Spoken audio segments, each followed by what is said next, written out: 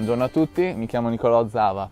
All'interno del mio progetto di dottorato in matematica io mi occupo principalmente di geometria coarse o di geometria di larga scala. Questa è una branca della topologia che si occupa di studiare le proprietà asintotiche degli spazi. L'interesse in questa materia è stato suscitato dagli importantissimi lavori di matematici del calibro di Gromov, di Rho, di Yu, che notarono come spazi che sono di interesse nella teoria geometrica dei gruppi o nella topologia geometrica dipendono fondamentalmente dalle proprietà asintotiche di questi stessi spazi.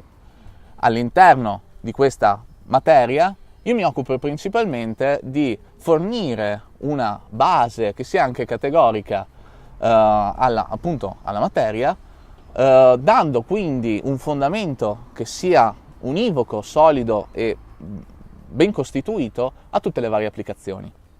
In secondo luogo applico questo approccio per trovare nuove applicazioni e ponti all'interno di varie altre branche della matematica, dalla teoria dei gruppi e dei gruppi topologici alla dinamica, dalla teoria dei grafi orientati agli iperspazi.